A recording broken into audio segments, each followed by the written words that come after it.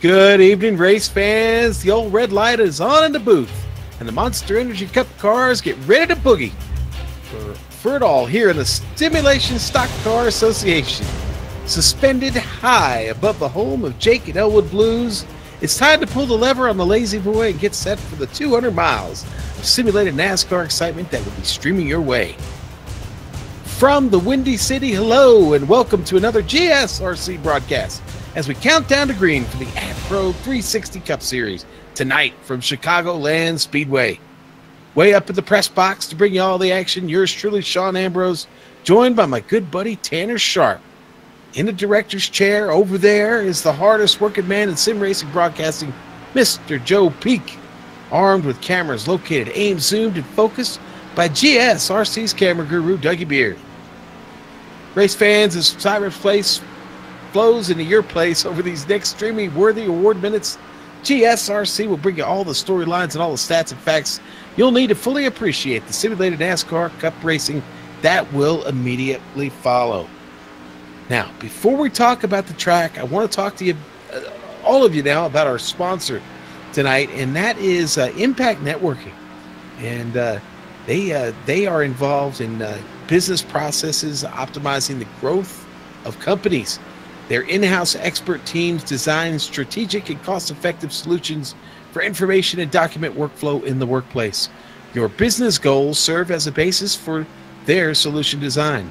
Their analysts leverage a unique mix of process improvement methodologies and technology to achieve organizational efficiency.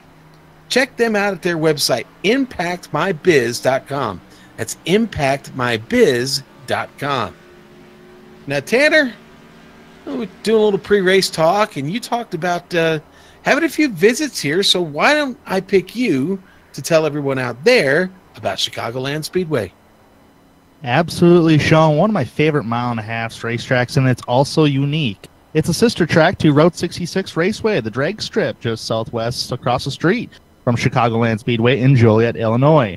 $130 million was cost to build this place. 1.5 miles this track is, a D-shaped oval, tri-oval speedway, but a very unique part of this racetrack is you're constantly turning because the back straightaway is not technically straight. You're still turning.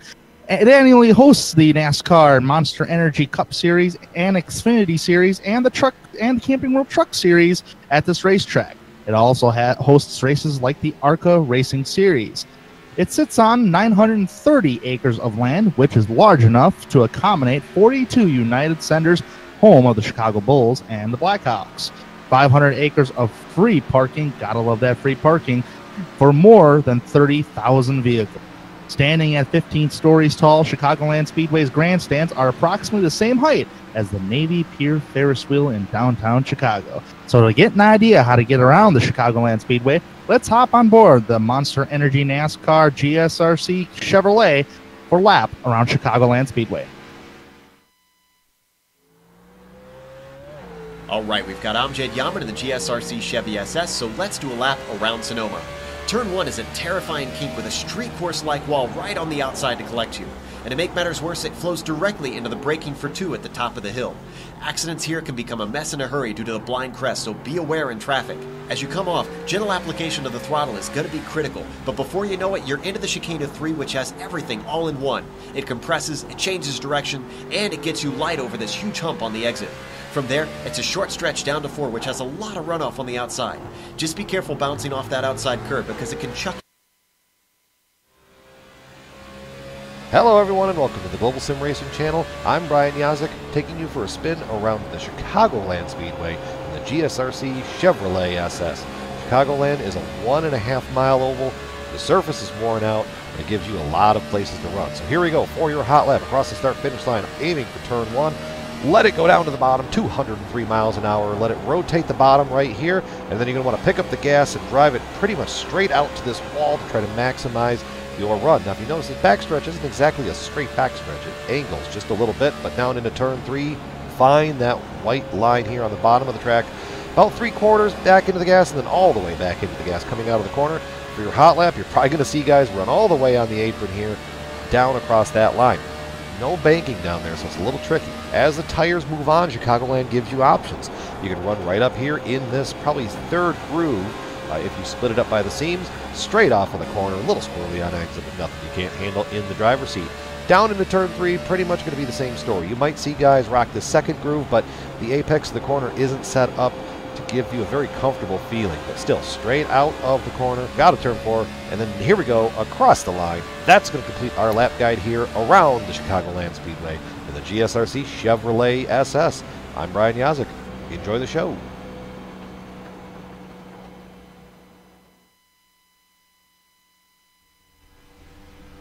Okay, and we're back from those two GSRC lap guides, actually.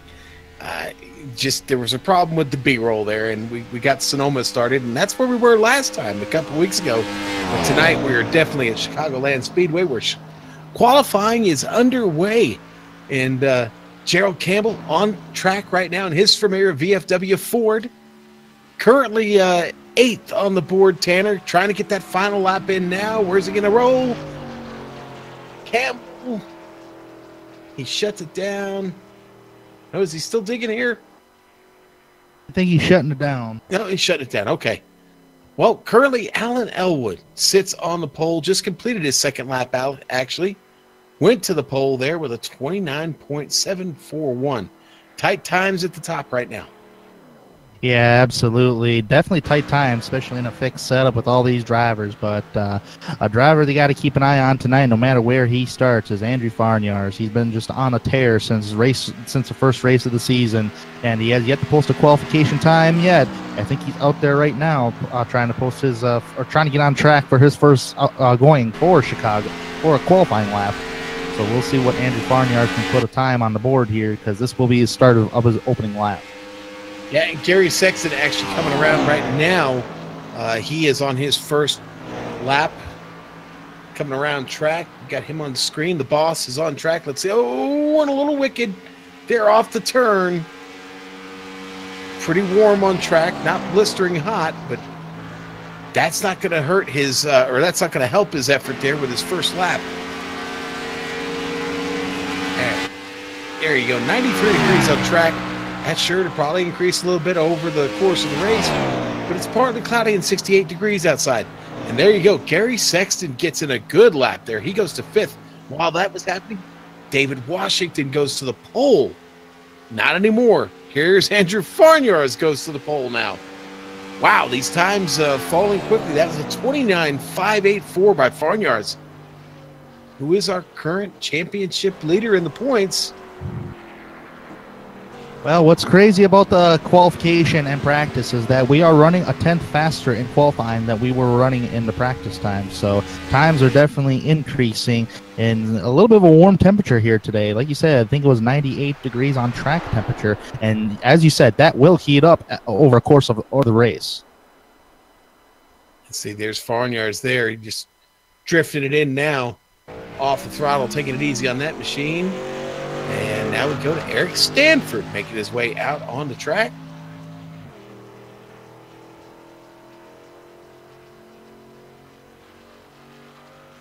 Yeah, Eric Stanford, I mean, he's got 10 starts to the season, 7 top 10s. He's consistent enough. He's still in the top 10 within points-wise.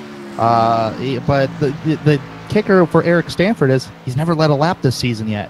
So hopefully Eric is going to have a good day here in Chicago. Well, these drivers, of course, going for that Sim Speed Shop Pole Award today. And currently, Andrew Farniars sits at the top of the board, ready to collect another one. He's got a few of those this season, along with 4 wins.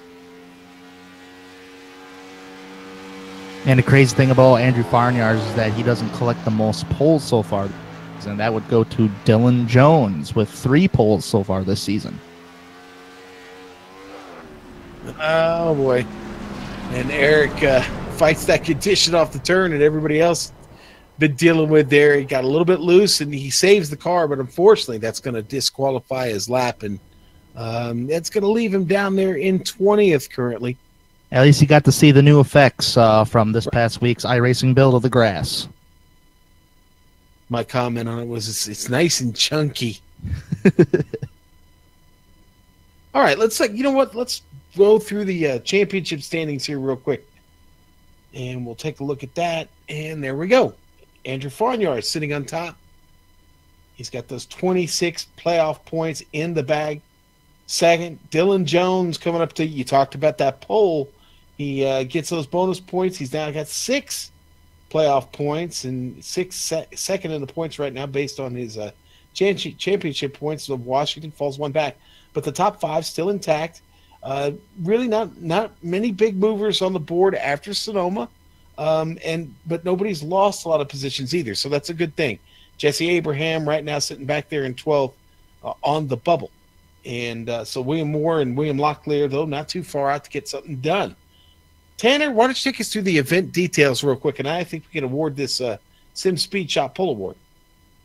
Yeah, let's go through the event details here for today's event. Today is round 10 of 17 of the regular season races, or 11, of 17 regular season races, 7 playoff races that these drivers will be contending with. So those 26 playoff points that Andrew Farniars will have entering the playoffs at the moment, that's going to be a huge advantage. The setups these drivers use is a fixed setup with an 80% fuel load, so they'll be pitting a little earlier than your average NASCAR Monster Energy Cup cars.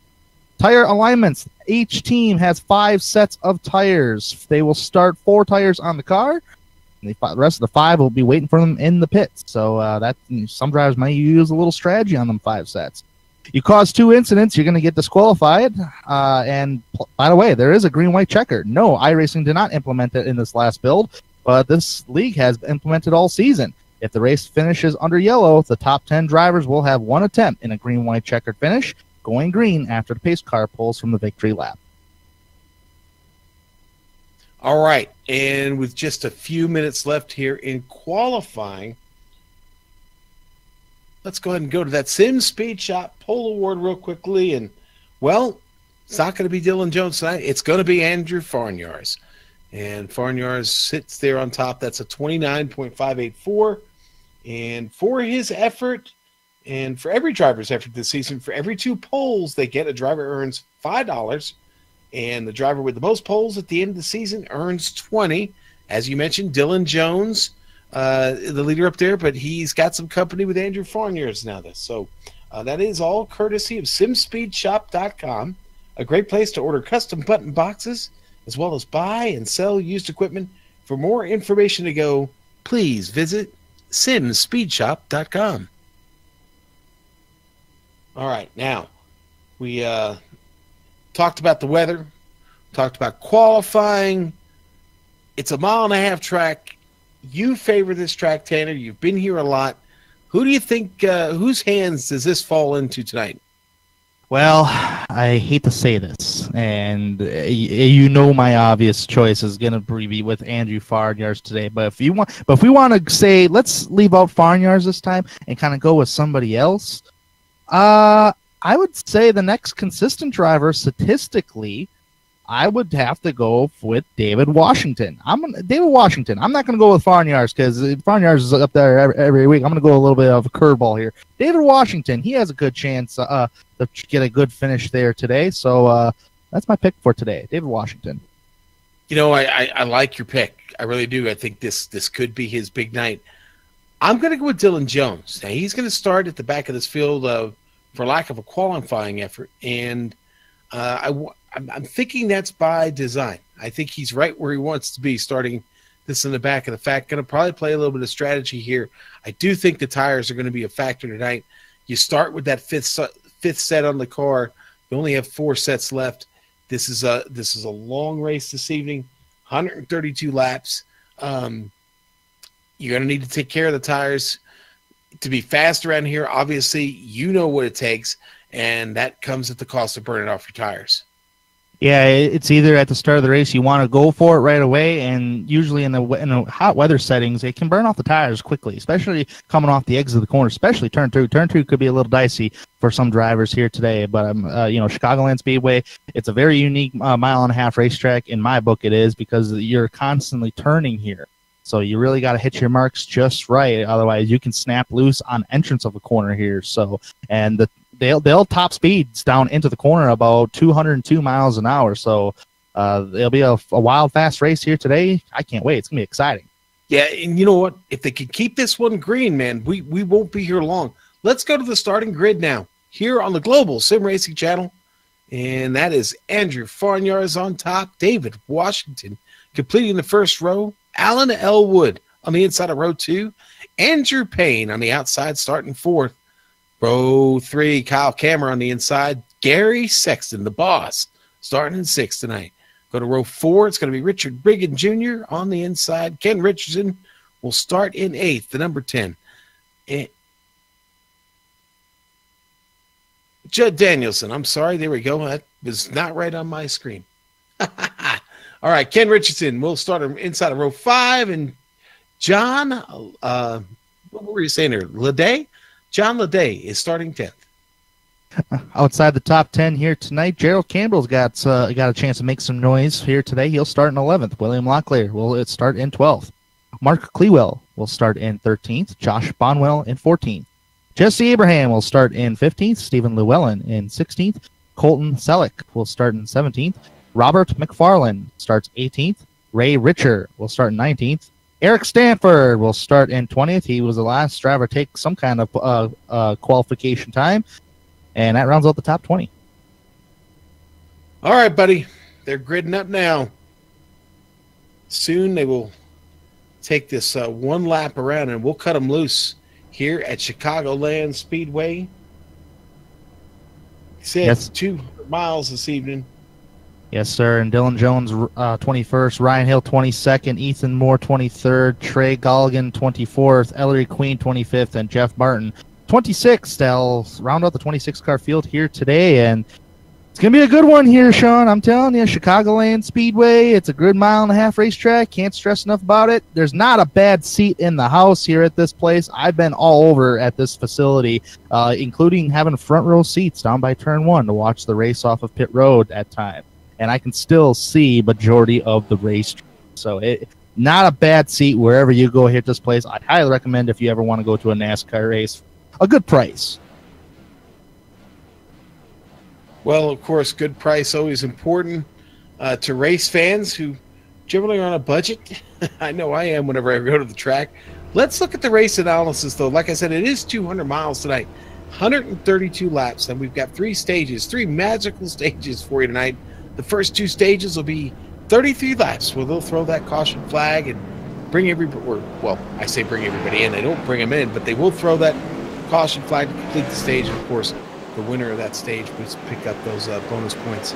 Now, the final stage, 66 laps today. And you're not seeing your screen, but I do know with some pretty good intel that a fuel run is going to be about 45 to 50 laps. And if you take care of your tires, you might be able to make that. And boy, that type of strategy, you may be able to pull this this race off with just a few pit stops.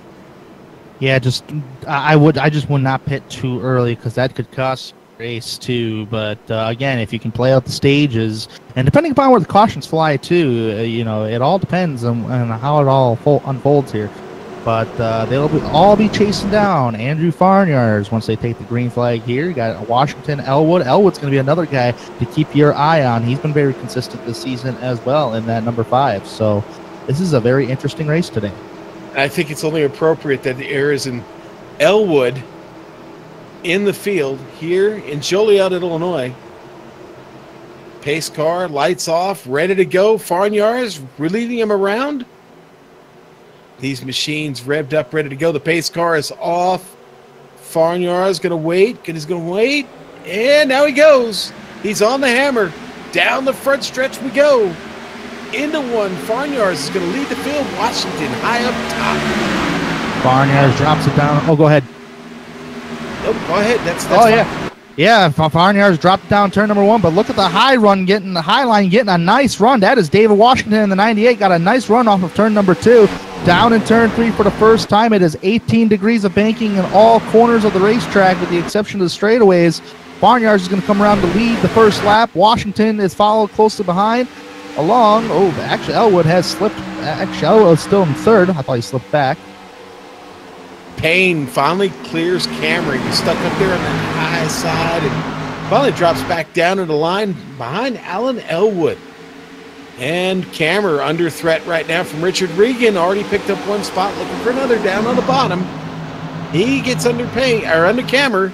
He's going to clear the pass and pull up in front of Cameron. Oh boy, almost slipped into that wall. Yeah, got a little pushy coming off the exit of the corner there and almost got clipped while doing it, but it gets a nice pass on the number 8 of Kyle Cameron. Regan has been having some great runs in the last few point races recently, especially out in Sonoma. So I think. All right, battle for the lead. Let's go to Washington here. All over the bumper of that Ford of Andrew Farnyards. That's may just be where he wants to be right now. Obviously, Farnyard's not a bad guy to follow. Talk about how tough Washington is. Oof, boy, he is really riding him. A little bit different line on entrance to the corner, but man, I tell you what, all over that back bumper, and he might just go for it off turn 2, depending upon what kind of run he gets. He's actually really close to that back bumper down the back straightaway, entering turn number 3. Looks like Farnyard's pulled a little bit of a gap on entrance.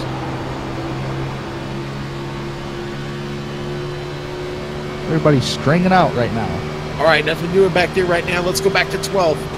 Gerald Campbell just picking up a spot. Josh Bonwell there in the 56. Almost makes contact with the 99 of Colton Solik.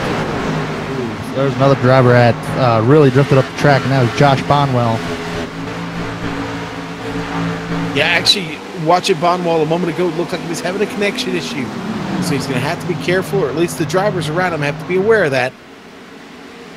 A little higher right now than what other drivers are currently running, but so far he's making it work okay. Still hanging side by side with the number 16 of Dylan Jones. And by the way, there's your pick there, Sean. Dylan Jones, he has been on the move since the drop of the green flag in the first 5 laps. He's already picked up 7 spots. All right, speaking of picking up spots, go to Gary Sexton in 7th. Coming under Kyle Kammer into the turn 3. And he's got to back out of it. Obviously didn't like the way that car felt. He gets way out of the throttle. Got to worry about Judd Danielson now. He backed up right into him. Kammer gets away.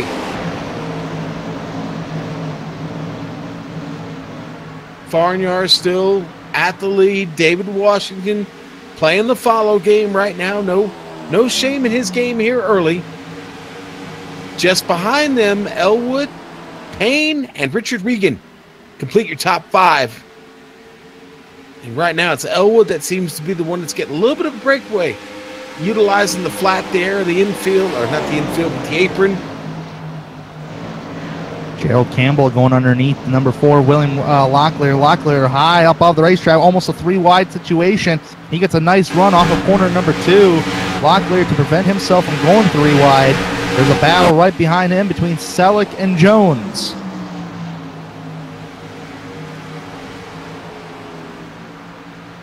That's all a battle back there for about 12th to 14th. Well, the battle for 4th is on. Andrew Payne, Richard Regan having a little bit of fun here. They've been side by side for about a half lap. Oh, big trouble for Regan. That car got really loose. He almost slapped Andrew Payne. That'd have been big trouble for both of them. They both get on escape unscathed, so that's actually a very good thing for both drivers. Boy, look at this train behind Kyle Kammer. Woo! Choo-choo. And the crazy thing about that is you got a bunch of hungry dogs behind you.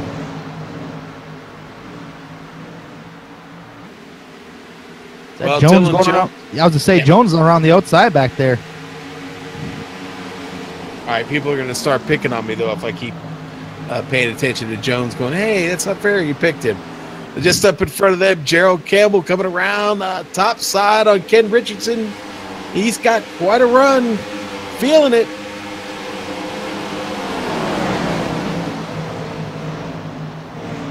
Let's see, did Martin have a problem?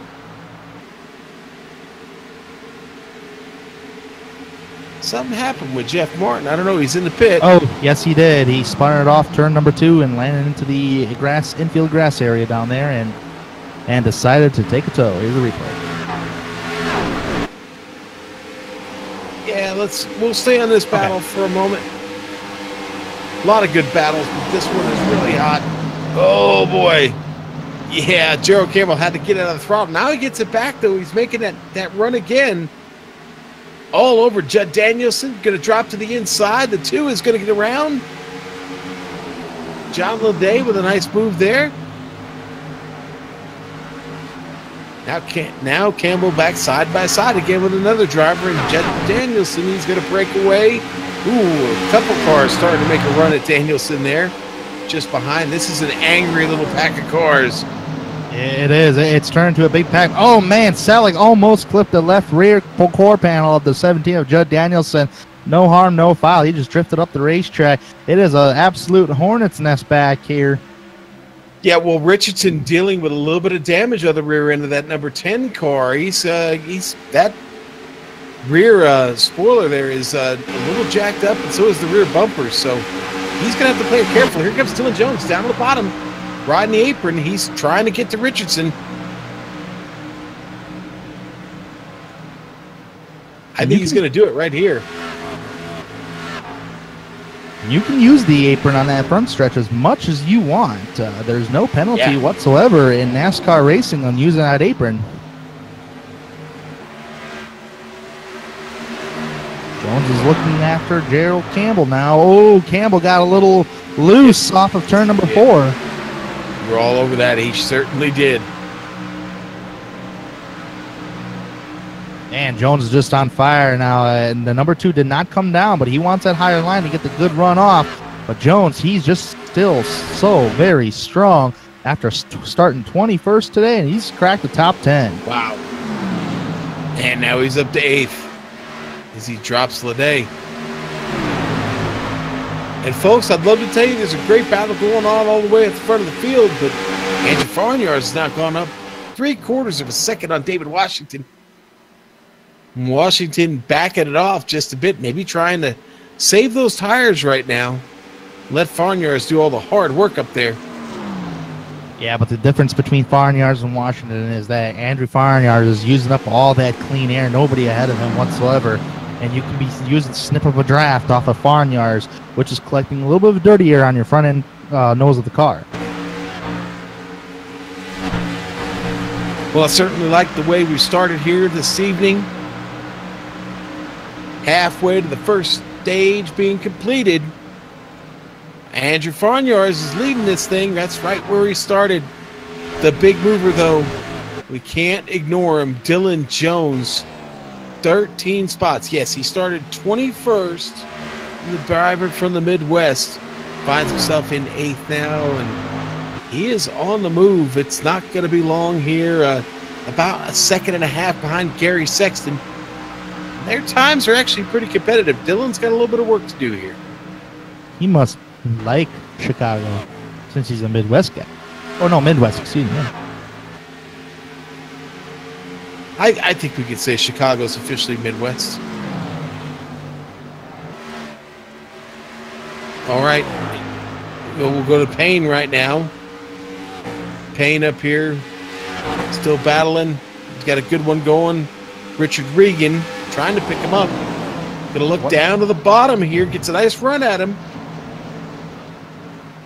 Two different lines. I don't know if you... I mean, that's the difference right now. Yeah. You get into a longer run like that. Some drivers will use that higher line, and I think Richard Regan, he was loose earlier, so he's going to try to probably ride that higher line in turns 1 and 2. Looks like 3 and 4 is going to drive the lower line. Yeah, it's funny. And Payne looks tight off. You talked about Regan being loose.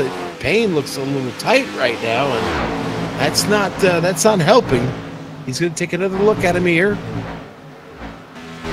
Just nothing there. Not yet. Not yet. Oh, man. Payne, or was that Payne that just, like, fishtailed off turn 2? He looked like he did. At least I thought he did. He did. He's struggling just a bit off exit. Yeah, let's go on board with him here. Watch the hands. We can't see him from this on board, but nonetheless, you'll see the car get loose here on exit.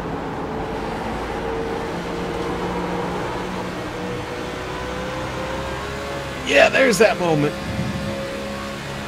Wow, There's that moment you absolutely want to avoid at any cost. Oh boy, and you know, with Payne high up the hill now. He is, and it's opening a door for Kyle Kammerer a little bit, who would like to get that spot back. I actually like that high line, so just in case if you're loose or tight, if you hit the wall, it don't hurt as much.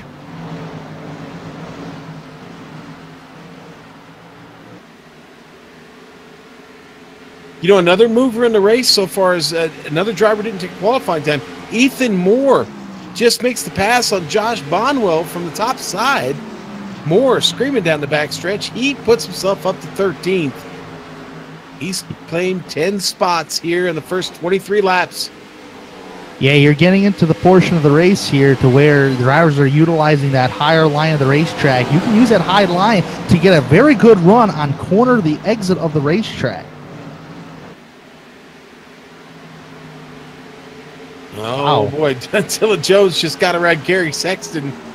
Sexton, who was trying to find his way back to Kammerer, and Sexton's car seems to be falling off, just been a little bit loose, but Dylan Jones, no give up for him.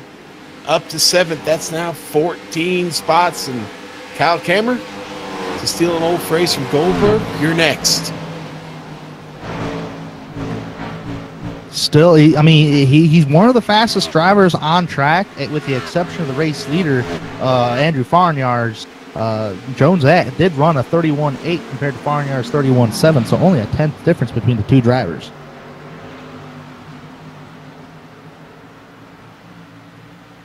I think Jones has already caught Camer. Yeah, you know what? It'll be interesting to see how far forward Jones can come here before the end of the stage. We've just got, about 8 laps to go here to the end. Well, this is actually a good thing, too, because for Jones to be, racing, trying to get himself in the top 10, there's a reason why for that. It gives away points at the end of the stage. And Farnyards may well get the playoff point. I tell you what, there's still some bonus points up for grabs within the top 10. And let's tell while we're talking about championship points, okay? So Gary Sexton has decided, the league has decided to go with white windshield banners, AdPro windshield banners that are white for the non-Cup drivers. And let's see, and so that's like I said, that's for the non-Cup drivers. Now the Cup drivers can run. For instance, John Leday, he's new to us this evening. He's got a white banner on his windshield. Okay, he's not running for the Cup points, but the driver right next to him, Eric Stanford, is, because he's running his regular banner on the car. That's a little something new they're trying out, and hopefully that'll let us identify who is doing what a little bit more. But I can tell you that a good portion of this field is all running for points this evening. I like that rule. That helps identify who the full-time Cup drivers are, who's running for those points. As a race fan, that's awesome. Yeah, and Gary has really encouraged a lot of drivers to come over here and participate in these races. So, what'd you see there, Tanner? Just some drivers just loose. Well, Jones hit that apron on the front stretch just to gain a little momentum on Andrew Payne, just a little bit, trying to get further or closer to him. He hit that apron, and the back end of the car just kind of fishtailed just a little bit. Yeah, and that transition as the tires start to go away, that can be really, really tough. Certainly got to watch out for that and avoid getting your car too far out of shape when you transition either down to the apron or back up from it. And Jones really having to ease up on those tires now. He's running that higher line. Maybe a little too high there. Two different lines. Look at that. Right next to the wall goes Andrew Payne, but I think that cost him a lot of time right there, because here comes Jones, but Payne still hangs on for 5th place. This is a battle between Jones and Payne. Let's see what kind of line Payne takes down in turn number 1. He takes it low. Jones takes it high. Jones definitely rim riding right now. Watch Jones get this run. Yeah, he's getting a little bit of a run at him. Not as much as I thought he might get. He might get a little help, though, from Richard Regan up there in front of him. Regan's been running that high line also. Oh, man. Payne got loose coming off the exit of the corner, and he will have to relinquish 5th place. Yes, he will. So, 16 spots. Leday has a problem. It's, riding down through the grass there. Keep it on the apron. Ooh, boy, we got a replay of that. I think he's just going to get loose here, Tanner. Maybe a little bit of that apron, actually, is, I think, what he got there at the left front. Goes for that wild ride through the infield. Does a great job of saving the car, though. Yeah, it looks like he just got into as soon as he got the power down coming off the turn before, that's where you want to get the full power down. As soon as he got the throttle down, the back end of the car just went around on him. Mowing the grass, and you could see his tire mark. All right, that is the white flag there for Farnyards to complete the first stage here. They'll come around to the start-finish line, and he will be awarded the Stage 1 win. David Washington now a full 3.2 seconds back. Alan Elwood another 5 seconds. Oh, no, problem for Washington. Oh, no, he's been into the wall down the backstretch. Barnyards is going to take the checkered flag for the end of stage 1. Big trouble for Washington.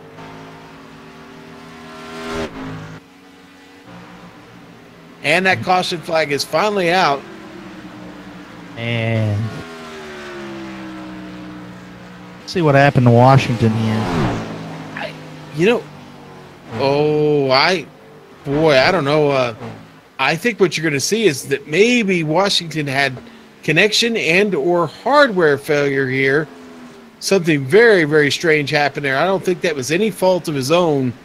But just like that, his race is over. He has left the session, parked it for the evening. Wow.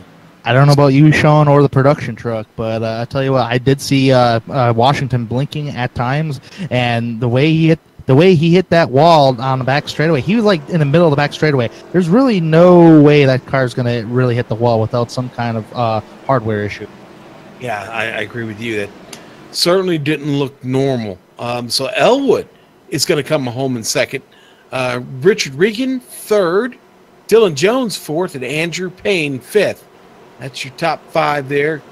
At the end of stage 1, looks like everybody making that choice to come on down to pit road. Led by Andrew Farnyars, who's going to have that number 1 box. In for a fight here. Jones is already getting into his pit box. Looks like he's going to be taking some 4 tires and fuel here. Right sides are up. Drops that jack. Left side's going to go.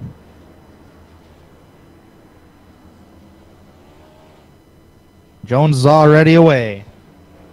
14.6 second pit stop. Let's see where he's going to end up. Farnyard still doing his pit stop. And Farnyards will win the race off pit road. Here's Elwood. Jones got Elwood. I think Jones did get him there at the line. Maybe not. Ooh, that was close. Yeah, Elwood goes ahead, so maybe not. Elwood just gets by the actual skin on the bumper, maybe? By the hair of his chinny chin chin. All right, why don't we take a look at the point system, Tanner? Go over that with everybody real quick. Yeah, usually at the end of the race winner at the end of today's race is going to receive 43 points, and along with how many bonus points he finishes within the top 10. The stage winner, which was Andrew Farnyars, gets 10 bonus points plus a playoff point. So now Andrew Farnyars has 27 playoff points to his credit for the playoffs. So for all you NASCAR fans that know how much the playoff points means, well, there you go. 27 playoff points so far to Andrew Farnyars. And then second place, third place decreases by 1 point all the way down to 10th place. Very good. Thanks for walking everybody through that. Well, I'd say it's a pretty good stage. We did it pretty clean. And everybody lining up, getting ready to go. It looks like the lights are off on the pace car. Yeah, it was a very good stage. But I tell you what, I have to feel for it for David Washington because it was the last lap of the stage. A chance to get bonus points. Maybe not a playoff point, but bonus points. And unfortunately, that ended his night. Well, more bad luck for Ken Richardson.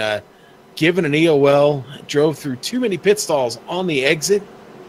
So he's really going to be behind it now. We do have 2 casualties, unfortunately, this evening. David Washington and Jeff Martin out of this race, but we still have 24 cars on track, all on the lead lap. This race is anybody's as we head through turn 3 and 2-4 here in the Impact 200 tonight on the Global SimRacing channel. Tanner, why don't you cut them loose for us, buddy? All right, pace car's headed down pit road, and Andrew Farnyards is the control car. Here we go. We're back green flag racing here at the Chicagoland Speedway. Farnyards gets a great jump, but the first battle side by side is going to be Elwood and Jones. Jones has been extremely fast since the drop of the green flag. He's going to head it down in turn number 1, and I think that might be Farnyards' biggest competition is that number 16 of Dylan Jones. Still battling for second place, Elwood. Elwood still trying to hang on that higher line. Jones, I think, has preferred line on the fresher tires as they head down into turn 3. Yeah, here comes Richard Regan in the 46 down there on the bottom. He's going to try and get under Elwood also. Not quite there. Dylan Jones, though, into that second spot. Farnyar's on the hammer early, though. He is already starting to open up a bit of an extension there on Dylan Jones. About a half a second already. Jones washing up the track in front of Elwood. Elwood still having to contend with Richard Regan. Yeah, Farnyards wants to see those drivers keep battling back and forth, but so far Jones is clear all around, and he's got one more car to hunt down for the race lead. He's passed everybody today but that number 88 Ford up there towards the front. Elwood following closely behind, Regan Jr. in fourth, and Eric Stanford is currently in the top five. And I'm glad you brought up Eric Stanford because, you know what, we talked about him before. He's up 15 spots now. He got a great pit stop in. He's in the top five. And Stanford is really exploiting the restart here. He is just on the run, ready to take down Richard Regan.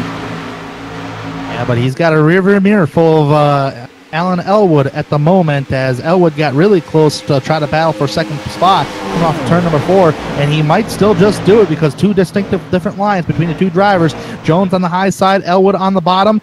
Looks like Jones wants to run off the high side, but I think Elwood got a better run. Jones got extremely close to the outside wall, and he almost, well, there's not too much paint the tray towards that wall on the back straight for Jones. Elwood up to trouble! Regan Root Jr. is around, and this is going to bring out the second caution of the race. Oh, don't come back up. Yep, Regan's going to catch the wall coming out of 4. It's going to send his car around. I believe, though, that's going to be a solo incident, and everybody else is going to avoid any damage there.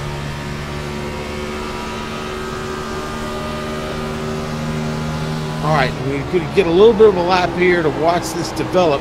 On board with the New England driver, Richard Regan Jr. It's a run down the backstretch here. I think he may have gotten flipped in the left rear quarter panel coming off of turn number 4. Yeah, you know, I think he hit that wall first. You're going to see here where the car is just going to run right up into it. He's going to slap it, and then it's going to turn left on him. I really think it might have been that contact first that kind of cascaded that. So now everybody just that was not a long run. About 7 laps we got, or 6 laps we got in there. Don't see anybody pulling off. Here we go. We'll look from Eric Stanford's car.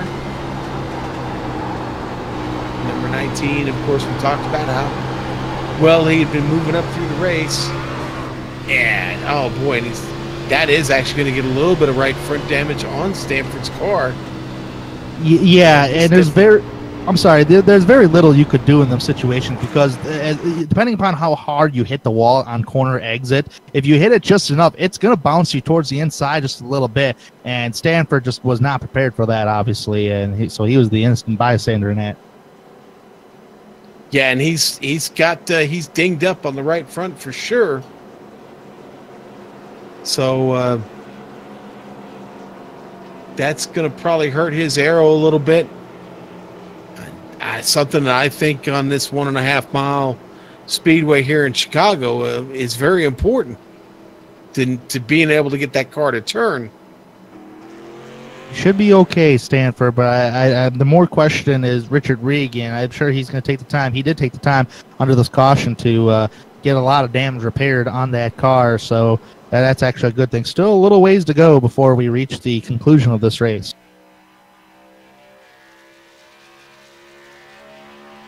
All right, well, they've come across the start-finish line, and the light's gone out on the pace car. I like how we started at the end of stage 1 there. You got Farnyards, Elwood, and Jones. 1, 2, 3 at the moment. It's a good restart. Just some, just playing around on that high line there. You can slap that wall pretty easy. Jones has come close a couple times, but I don't think he's hit it just yet, but he's definitely flirting with it indeed. Nobody has pitted under this yellow flag. Pit road is very quiet. So we'll start with this restart with Andrew Farnyards on the front row with Elwood. All right. Turning into turn 3 now. The tension is mounting. Get ready for restart number 2. Farnyard is going to lead him around again. I think he's enjoying his time at the front a bit much. These drivers look to take him down. Farnios keeps slow. Now he's on the hammer. And caught Dylan Jones sleeping just a little bit. Now Jones getting the run on Alan Elwood. Looks to the inside. And they are side by side through the turn. Coming out of 2. Hang on. Yeah, that battle. Yeah, that battle for second really brewing up. There is some activity going on in the mid-pack back there. I think it's Gerald Campbell, Josh Bonwell especially. Those drivers were almost 3 wide coming off of turn number 2.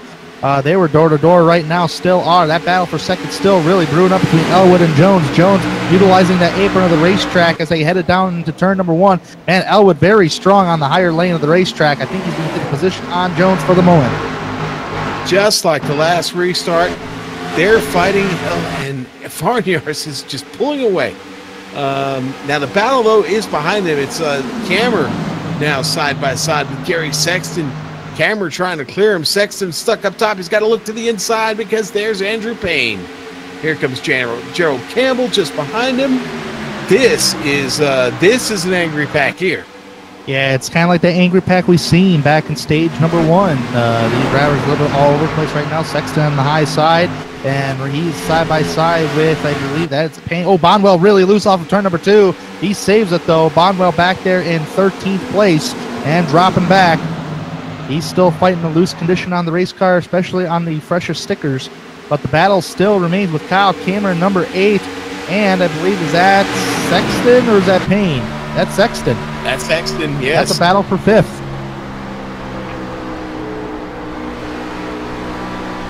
Go on board with Gerald Campbell here. This VFW Ford.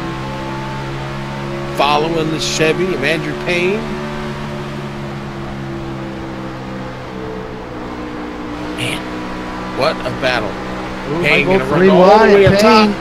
Into the wall. He got into the wall.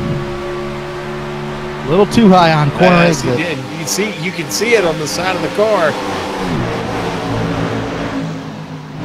Gotta be careful. Another driver that's really flirting with it is Dylan Jones. He's up on the higher line, but the biggest battle back there is Cameron on back. That's 5th on back with Sexton. Sexton on the higher line there.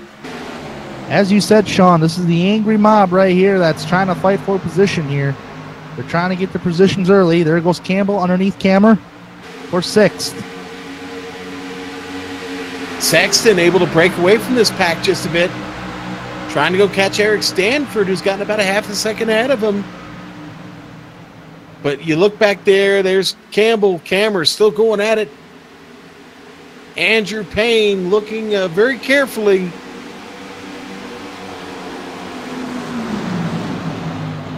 Campbell's still using that lower line down there.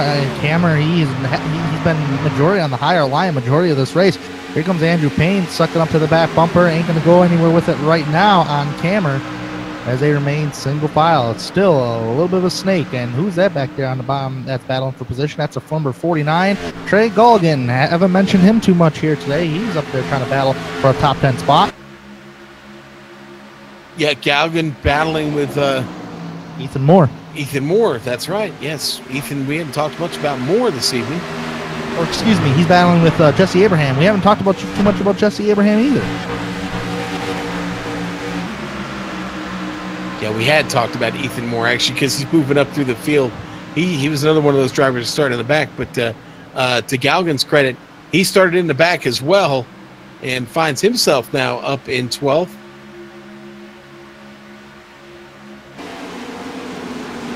Looks like all these drivers, I should say, from 6th on back is kind of, some driver, that's Payne. That was Payne, had big trouble. He tried to take a look on the inside of Cameron. Cameron wasn't having any of it.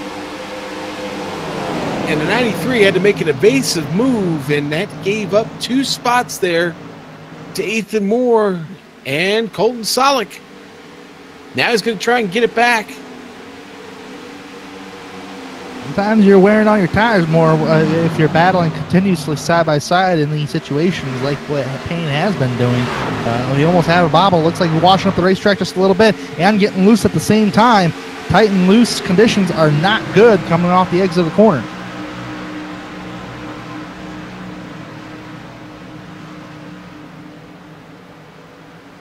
Really, really solid battle going on here. Ethan Moore gets a run there off the turn at Colton Solek. Now he's going to try and go to the inside. Nice run down the backstretch. Gets him on the inside. He's going to be able to clear Solek here. He can keep it down. Another battle that just brewed up for fourth spot. Gary Sexton going after Eric Stanford. Yeah, look at that. They are side by side like Cialis bathtubs going through the turn. I stole that one from Soup because I like it, okay? Do they have hot tubs? I don't know. Cialis hot tubs? I like Cialis hot tubs. Maybe we got something there. Cialis might come knocking, but boy, Sexton losing a little bit of ground now. Here comes Gerald Campbell. He's got to worry about him. Campbell looks inside. Sexton's loose. Oh, Payne See again. That, Tanner, that car, man. Gary had one of those moments. I think we all have our own term for it. And Andrew Payne had another moment off of turn number 4. That corner of the racetrack has just not been good to Payne. Payne's actually dropping like a pigeon right now.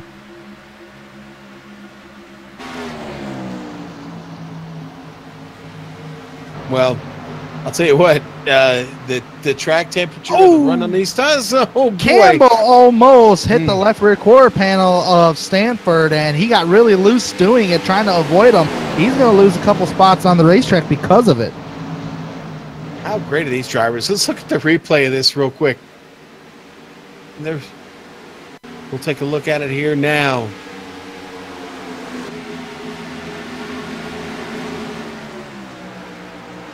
Gerald Campbell there in the 6. And he's just, they may have made just a little bit of contact, but Gerald shoots down the track to the apron there, and boy, does a really good job of saving the car. He's continuing to back up, though. Campbell's still struggling, as it was Ethan Moore that just got around him. Colton Solek not going to run at him, so does Ryan Hill. You talk about drivers we haven't mentioned this evening. Ryan Hill, the Hillco machine, the 55. Here he comes, gonna make this move on Colton Solek, and he does.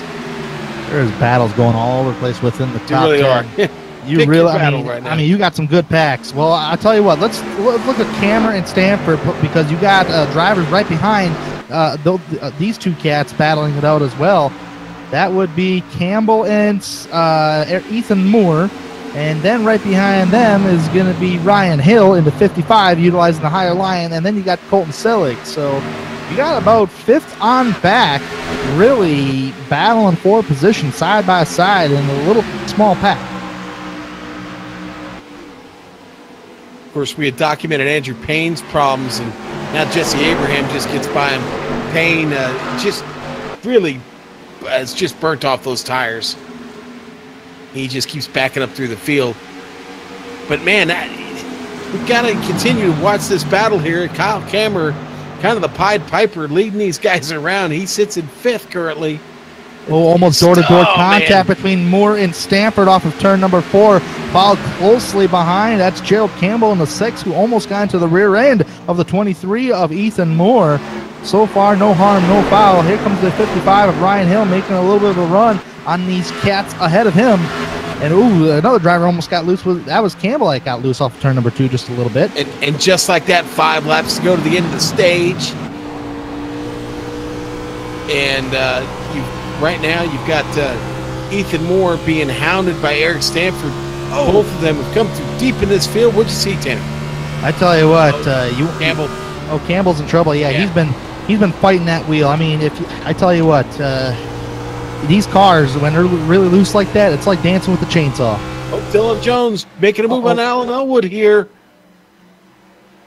Boy, just in time, too. Oh, door-to-door. Jones loose, but loose is fast. Still trying to stick side by side with him. Lost a little momentum to Elwood. Yeah, loose is scary, and that was scary. Yeah, Jones hangs on to it. They're both rim riding right now. Yeah, look at this run. Jones get a run at him. Yeah, actually some sparks there coming off the side of Elwood's car, so we did make maybe a little bit of contact. Jones going to go by. Can he complete it? Can he seal the deal? 3 laps to go to the end of the stage. Oh, man, if only this was the white flag lap of stage number 2. That would have been dead even at the line between Elwood and Jones. And Elwood got him at the line just barely, though, but they're still battling for second. And these are important points for these two drivers. Door to door, really close. Oh, man. Wow. Yeah, Dylan might have, well, I don't know. I was going to say he might have to give up the ghost, but we've still got a couple laps to go here. I thought all the IndyCar finishes were exciting in the past here at Chicagoland Speedway, but we might be seeing an exciting over the end of the stage for second place.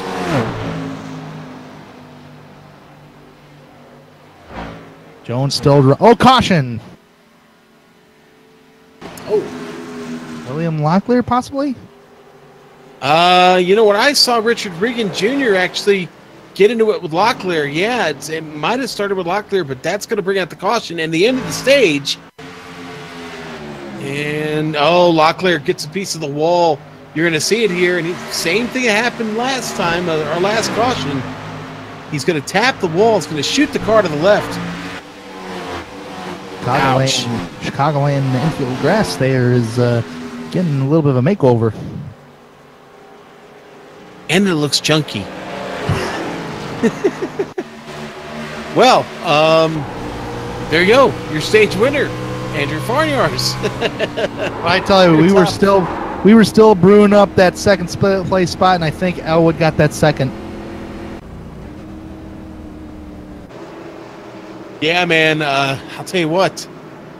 Another impressive stage. To be really honest with you, I expect everybody to come in here, especially with as out of shape as we saw so many of these cars. It looks like everybody going to peel off here. Andrew Farnyard's going to lead him down. It'll be up to Farnyards to get this car off first. Jones already looking at his pit stop. He's in. Yep, and the crew's going around. They already got the right sides up. They're changing those right side tires and putting some fresh stickers on. Going around on the left sides for Dylan Jones. Left side's going up. And going to drop the jack. Fuel tank should be full. And he's out and he's away. Farnyards, left side going up right now. He's up. Here comes Jones. Jones is coming. Farnyards is down. He's away. Jones got him. Wow, what a stop for Jones. I'll tell you what. A full second. That's all it took was 1 second. Yeah, 13.8 for a pit stop for Dylan Jones.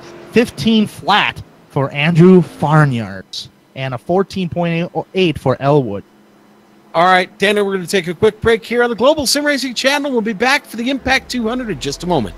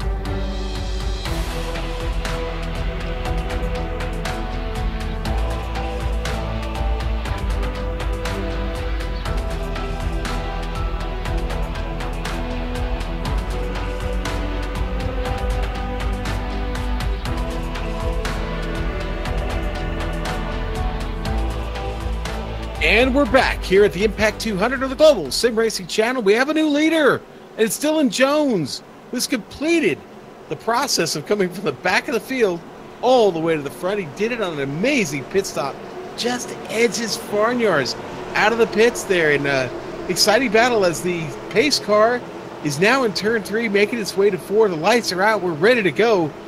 Dylan Jones going to get a chance to restart this race. Let's see how he rolls here as we get going. Stage number 3, 66 laps and a little bit less than that, actually. Here we go. Pace car is off. Jones got him, hold him up here. Hold him up, hold him up, hold him up. And now he goes on the hammer. Farnyards can do nothing with it. Still up on the top line. Elwood with a decent start. But Elwood doesn't stop Farnyards from putting it down on the bottom. He chops them off, kills that momentum that Elwood had going. It's all about Dylan Jones here early. Clean air, a fast hot rod, a full tank, and good tires. He's on his way. This is going to be a true test right here to see how important track position is for Dylan Jones and that clean air, because this is the first lead change, realistically, that we have seen all race long, because Farnyards has led the first 66 laps of the race. Elwood's going after Farnyards for second place on the bottom side of the racetrack. Looks like Farnyards, has a preferred line on the exit of the corner, but usually when you're on fresher tires, you want the bottom line, but it will eat up the tires more faster than the higher line. Elwood really fighting Farnyards Hill, as this is what Dylan Jones wants to see, and Elwood got him. Yeah, Dylan Jones, big grin on his face right now as he just glances into his mirror and he sees those two locked up. But Elwood getting a really good run. Looks like Jones might have pinched a little off that time. Cost him a little bit of speed. Look at just behind them, Ryan Hill, Ethan Moore. Those two, a couple of drivers coming from the back of the pack as well. Gary Sexton holding down sixth. Everybody getting in the line and doing some racing here. And, well, basically we have seen what they've gone through. Oh, trouble for Abraham, and that is going to bring caution out. That is Jesse Abraham in the number 97 machine. We'll have to go and replay. Oh, and he just gets loose in the middle of the turn. Well, I'll tell you who gets really lucky. That's the 93 of Hansher Payne.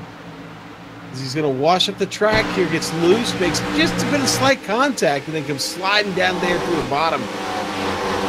That's a good caution, Mike. We'll take that. Hate to see it come out so quickly.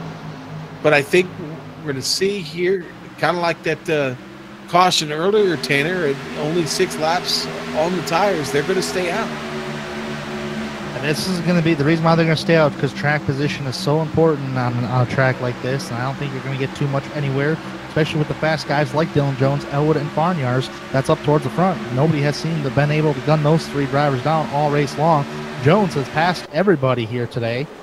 Started 21st. He's up there in the race lead. Pit road is still open, and I don't think nobody's going to come down, so we should see a quick caution here.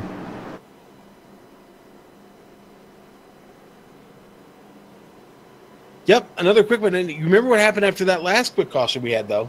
Oh, wait. I take that back. Oh, somebody got faked out, and now it's Elwood. Oh, look how much track position he will lose. This is an interesting call. This is approximately about 5 laps on green flag tires.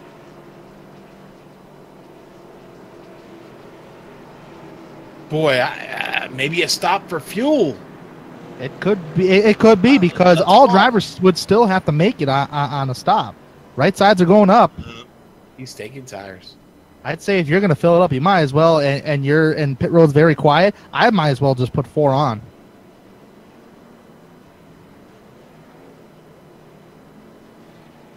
We're going to look at the playoff points real quick, Tanner. There you go. So the playoff field size, 12 drivers. The regular season win and top 30, okay. Second, the regular season in points. That's how you qualify for that playoff, for the playoff field of 12. And then you can also carry over the playoff points. Regular season champ, you get 15 points. Regular season race win, get you 5 points, bonus points. And then stage wins, we keep talking about that and how important those are. Those little one-pointers, those add up, Tanner. They all add up for the playoffs, and every single point of that is highly important. The best example I can always give is Martin Truex Jr. of 2017. Such a dominating season for that guy, and he racked up them playoff points almost every race we went to, or almost every race they went to, and that's how important the playoffs or the playoff points are for this new system. I do believe, did we get the one to go signal? Not yet. I was saying just a moment ago how quickly these pit stops go, and, well, they fooled me with this one where it looks like we're going to be a lap long on this particular stop. But, again, another week, another great race in the SSCA. These guys bring it hard every week. They bring it hard every week indeed, and all this car saving after a loose condition that these fellows have been demonstrating today, not voluntarily, may I add, it just goes how much talent is in this field, and they really love to drive these race cars and follow the as close as possible to the NASCAR schedule and its system, its point system that they have, and that's what we're running here today. I honestly never thought that it would be possible to run it here on iRacing, especially on a green, white, checkered scenario. But these guys surely know how to get it done on a NASCAR-style racing. So that's one great thing. I'm a huge fan of this series right now as far as NASCAR racing is concerned. Just a little bit of an update here. Alan Elwood has 2 sets left on tires, and he's backed up in the 18th spot. So we'll see how Elwood would do on this upcoming restart. All right, so all good points there. And, well, the lights are out on the pace car now, so everybody getting it lined up and ready. Look who's going to start on the second row. That's going to be Ryan Hill. Ryan Hill has made his way all the way up to the front now, and just outside of him, it's going to be Ethan Moore, another driver who's come from way back. I talked about the strategy play before the race started of some of the guys who didn't qualify, and, well, here they are now late in the race at the front. And where you want to be, obviously. They've gambled well. If they stayed out of trouble, it's been a pretty clean race, and here they are, ready to go. Dylan Jones going to lead this one, though, and what Farnyards has got to get right on this restart, and he didn't on the last, he's got to get away with Dylan Jones and not get caught up in a battle behind. And I fear that may happen with Ryan Hill if Farnyards falls asleep on the start just a bit. We're going to find out here in just a moment as the pace car is in turn 3. So far, no driver under a green flag condition has lost the race lead, and it's going to be Dylan Jones on the bottom line of the racetrack. He's going to be the control car. Let's see what Farnyards can do. Otherwise, he might have to deal with Ryan Hill, who's on the bottom side, starting in third. Pace car is in right now. Dylan Jones is going to get on the loud pedal. Here we go. We're back green flag racing again here at Chicagoland. Yep, and Jones gets another really good start there, but Farnyards not tangled up with anybody. He's going to be able to run and go get him here. Ooh, Gary Sexton back there having to back off so he didn't run over Ethan Moore. That's 3 cars on the top sides. Gerald Campbell's just behind him. That's going to be the main battle right there, but right behind Sexton, that is number 99 on the bottom, Colton Selleck, really close to the back bumper of Sexton. He was battling side by side with Gerald Campbell, and he will complete the pass on Campbell for the 6th spot on the speedway. Jones still hanging on up front. Oh, Sexton up the hill. Yeah, Sexton runs up the hill there. I think he got into that turn a little bit hot, a little bit of momentum. He has to back it down. But he's got things back under control now. Sexton hang on to 5th. I'm telling you what, I'm sorry to say this, a driver that will not be denied because he came down pit road is going to be the number, I believe that was number 5, Alan Elwood. He's already up to 13. He's already putting pressure on the number 19 of Stanford. Stanford's in 11th, but he's got nowhere to go. Can't just bump the guy out of the way. And we might see a battle for the race lead, possibly, because Farnyards is putting a little pressure on our race leader, Dylan Jones. You know, I'm going to say with a name like Elwood, make another Elwood reference here. He might be on a mission from God back there. Right now, he's surrounded by drivers who stayed out. He's got the fresher tires of the drivers by about 6-7 laps under green flag conditions right now.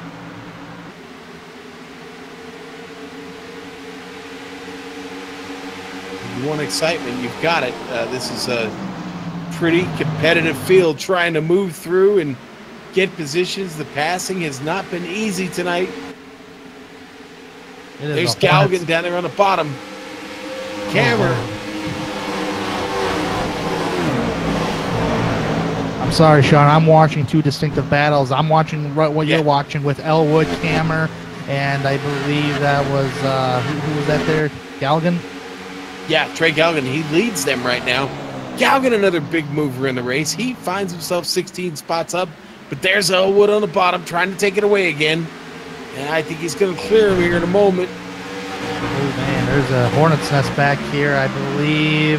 Trying to look back. behind Bonwell back there. That's Ellery Queen. These drivers a little bit all over each other. That's Clewell back there. Andrew Payne's back there. They're all over each other, battling, fighting for position. That was the other battle that I was looking at.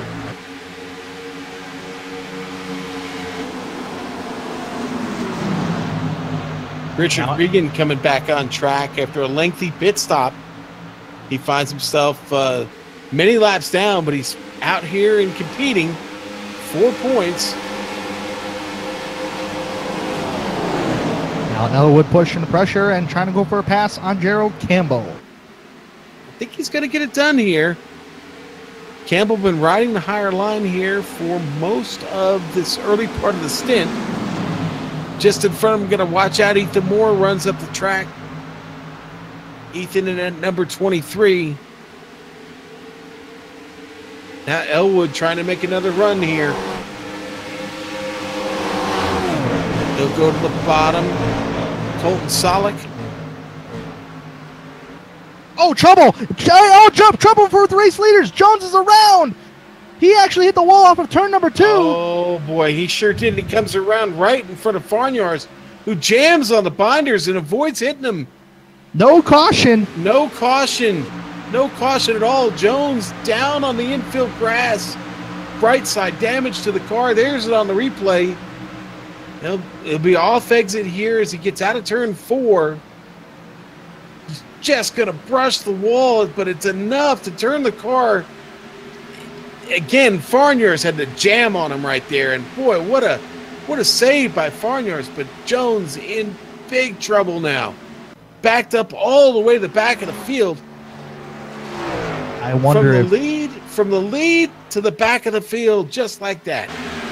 I wonder if Jones clipped the left front tire on the white line apron down there, and he got into the throttle and just pushed right at the racetrack. Maybe you could be right about that.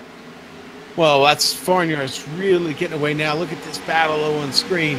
Elwood still attacking back there. It's Cammer trying to. I'm sorry, I lost my place. Was that Cammer? Yes, it was. My bad. I was on the wrong car. Yes, the battle for third here. Elwood's holding off Sexton. Elwood's already got second place right now on Ryan Hill. Now one more car to go. Now there's a difference between tires between Elwood and Farnyards by 7 laps between the two drivers. So let's see if the tires really mean the difference, as Elwood's got a hunt about almost a second and a half, actually a little over a second and a half on Farnyard. There's a huge binder of drivers. I believe that's where Gerald Campbell is. The 99 of Selig and Trey Galligan fighting for position. That is 6th, 7th, and 8th on the speedway. Yeah, and Campbell just all over the place right now. He finally clears Colton Solek. They were in quite a battle, actually, and now Trey Galligan into the picture, and his car looking awful fast here with about 44, well, when they come across, be about 44 laps to go. These drivers have positioned themselves well within the top 10 after starting deep in the field. Campbell's been up here all night, but it's been a struggle at times for him. The driver that came back into the top 10 now, who's making his presence known, is the number 2 of John Leday. In the number 2 car, he just got around Kyle Kammer for position about a lap ago. So put John in this 9th spot on the grid right now. Yeah, it seems like Kammer's struggling a little bit with his machine right now. And I don't know if it's maybe he was charging a little bit too hard early on, but certainly fighting the wheel of that number 8.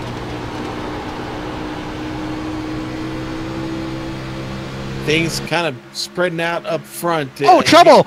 Trouble! Ellery Queen's around on the back straightaway. He got clipped in the back end of the race car. Hits the inside wall hard.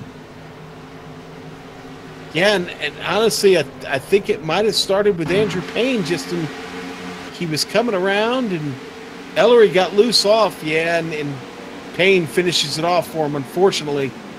No caution flag, though. We stay green. We're going to see Ellery get up here, and on this replay, he gets loose off the wall there, made a little bit of contact, and Payne picks him up. But boy, Payne just has not had any luck this season, Tanner. Oh, he has not, and he's going to have to find a way to get his season turned around in some way, shape, or form. Maybe the playoffs. Oh, another driver, Gerald Campbell on the gas. In the grass. Yeah, he took it right in the grass. Everybody getting by him. My word, Campbell dropped all the way back to 11th. Wow. What, man? Everybody's liking that chunky grass, as you like to call it there, Sean. Go ahead. I was going to say this race has not lacked for excitement this evening. Man. No, it's not. And watching these cars go through the grass, it's like a snowplow going through snow. Campbell's still getting passed on the track. He's dropping more spots. Bonwell trying to get around him. The 56 up top near the wall. Ken Richardson had just completed and got by, and now Bonwell's going to get by. So Gerald Campbell obviously rattled by that incident, still trying to pick things up here and get some of these spots back. All right, let's go up to Andrew Farnyards. We haven't talked about him specifically. I don't want him to think we're forgetting him. Who is forgetting him is the rest of the field, because he's now almost 2 seconds over Alan Elwood. And say what you want about the bad luck Dylan Jones had. Dylan, it happens to everybody. Farnyards is out here completing some really quality laps. He's got the fastest lap of the race. That last time around, he was the fastest car on track. Good luck trying to go get him, folks, and hope the pit stop slows him down. Boy, and more trouble for Cammer. Did he slide into the pit there? Or did he lose it off of turn 4? I don't know. Maybe we've got a replay of that real quick. He lose it off. I think he lost it off of 4, didn't he? No, he tried going down pit road, but he was way too hot coming into pit road, and he lost it on the entrance of pit road. Yeah, he locks him up getting down there. He sees he's too fast, and oh boy, yeah, that's tough. That's tough. That's a bad break for Cammer. Gerald Campbell is in the pit. Looks like some green flag pit stops has started to begin, and that might be a better decision for Gerald Campbell right now, since he went through sliding and was not picking up any position. So that was a good decision on Campbell's part to go to the pits. Remember when I mentioned about the between two leaders, Andrew Farnyards and Alan Elwood. Elwood was a little over a second and a half behind. He was a 1.7 seconds. That has not changed since I spoke of that. It is now decreased to 1.6, so not too much of a change between Farnyards and Elwood. So the tires of Elwood have really kind of gone off, despite them being fresher than Farnyards. And they do have the lap car, Richard Regan, in between them now. Oh boy, and Regan was loose there off, right in front of Alan Elwood.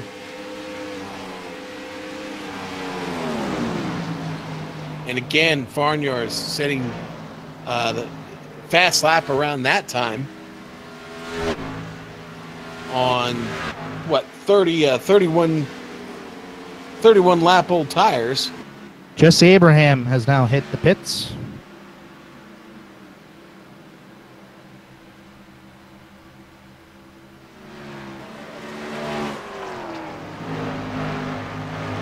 There we go, Ethan Moore in. So the dominoes are starting to fall here, Tanner. Everybody making those green flag pit stops.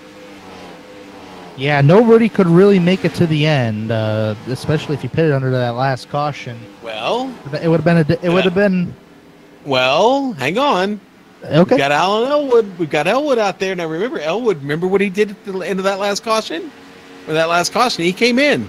He came in and got the fuel and the tires. He's the only one to have done so.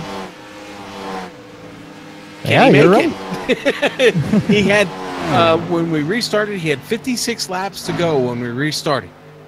Okay, one around under caution. I said the fuel window was 45 to 50. I don't know if he can get 56, but it might be worth taking a try. Well, as fast as he was coming up through the field, you're using a lot more gas here. Actually, Farnyards pitting, and here goes Elwood. Okay. So much for that. Elwood, boy, he got off the track really hot.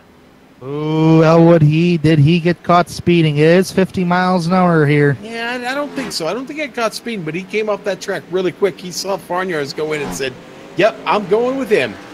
Well, I just looked back at the timing and scoring. He was 57 miles an hour at the line, and overshot the pit box. That will cost him time. Yep. And he still has to adjust it. Boy, done and dusted there. No, that's all Farnyards is going to have to do is keep it on track now, and it's going to be really hard for Elwood to catch up. Farnyards is down and away. Elwood just really getting started at this. Left side just now going up. Eric Stanford, your new leader. Could we point something out here as far as pit exit, especially with Elwood coming out onto the racetrack?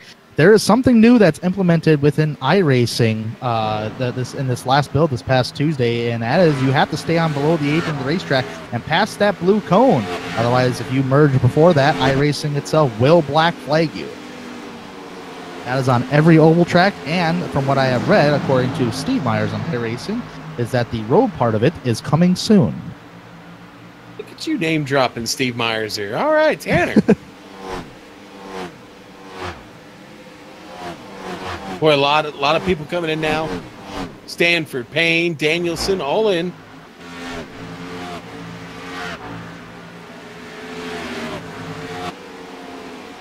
William Locklear, the Carolina driver, in the lead. We had talked about him at all, running the number 4. Yeah. Good opportunity to talk about him. It's like I said, we've been up and down this field, but I do believe that's the first time we talked about him this evening. That number 4, good-looking car. He's up the track. And it's been an up and down day for William Locklear, but at least he's going to stay out and lead a couple laps. Hey, he can stay out here and lead more than a couple laps if he wants to, okay? He's got, he still has enough, in my estimation, still has enough fuel to keep going. That car's slowing down, though, and he's coming off the track. That's probably a good move there. Dylan Jones will inherit the lead now. But what we know about Dylan Jones is well, he's probably going to need another pit stop. He's led today previously, but he's going to need another pit stop, and he was back there in about 21st position, just trying to do everything he can to catch up. He wouldn't need a caution flag at that time to catch up, but he does not want one right now, I would not think. Actually, right now it probably would come up because a bunch of drivers are a lap down, and he would be the race leader under the caution flag. So right now a caution would be nice for Dylan Jones.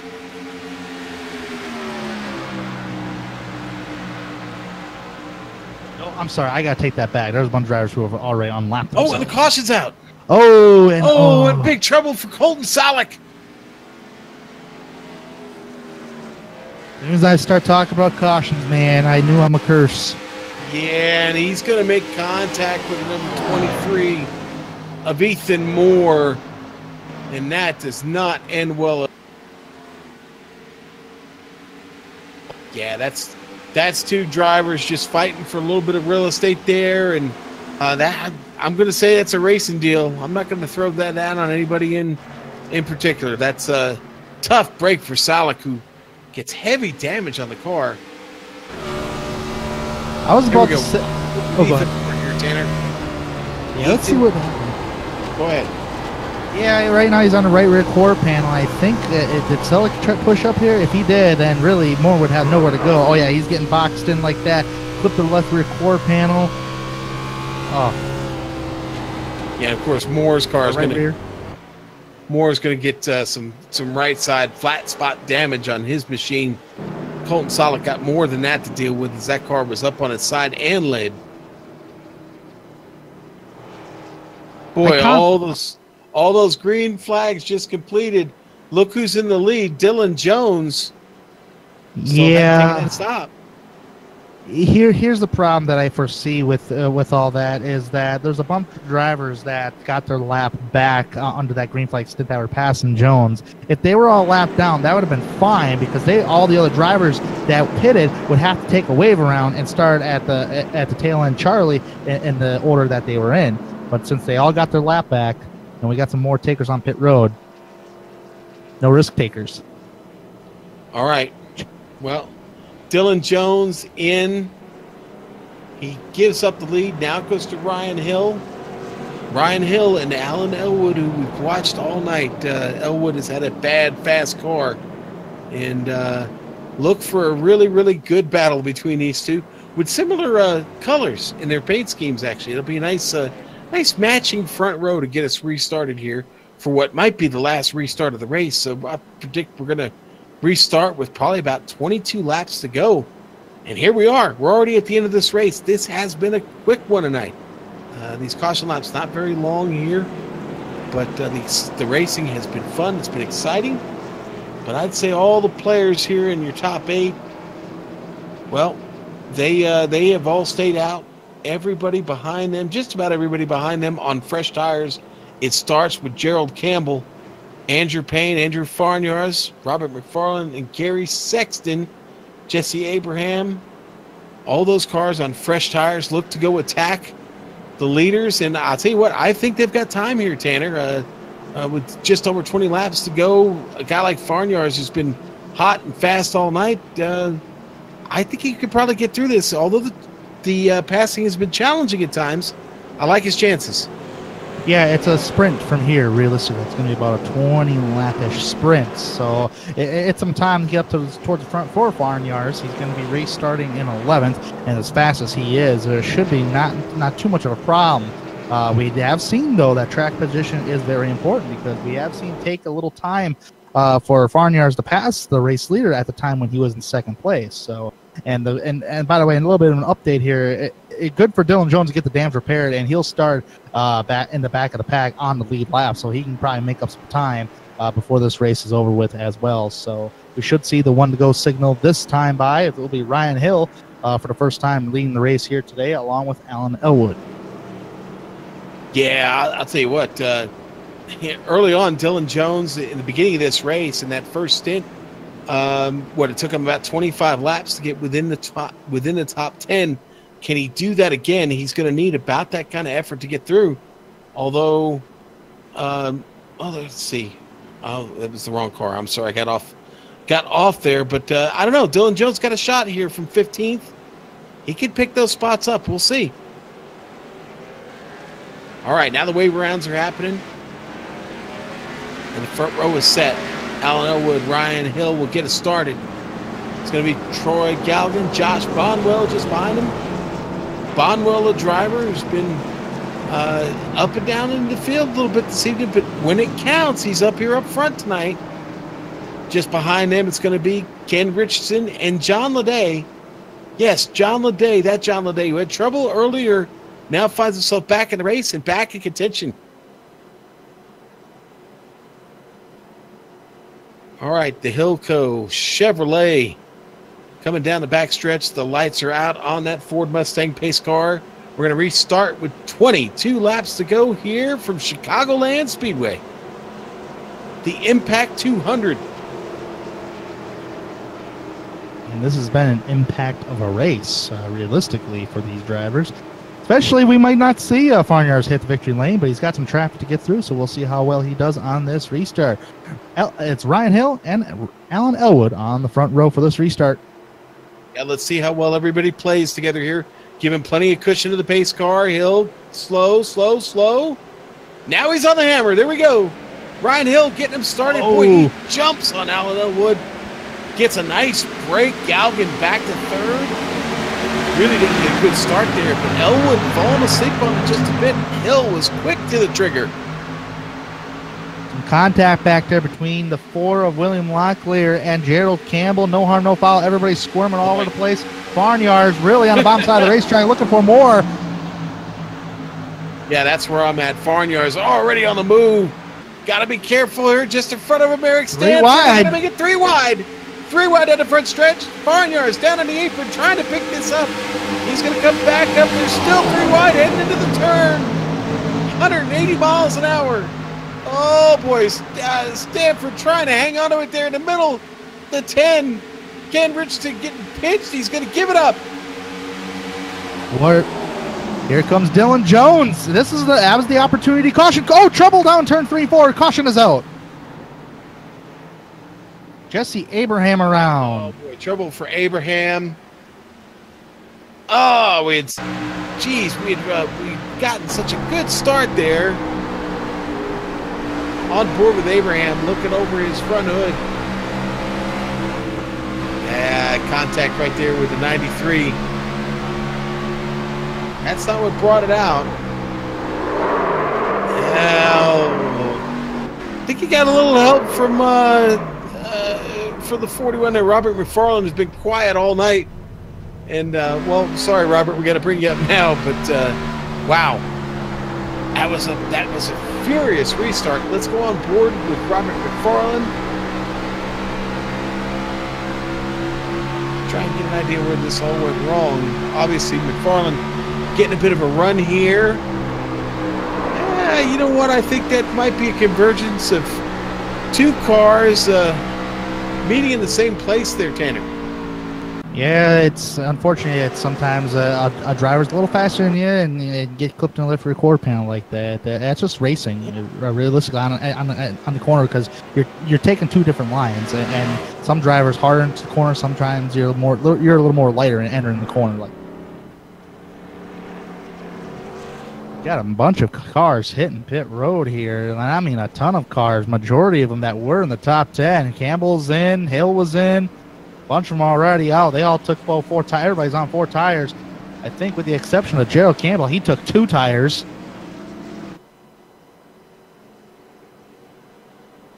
Got a little bit of strategy being played out here.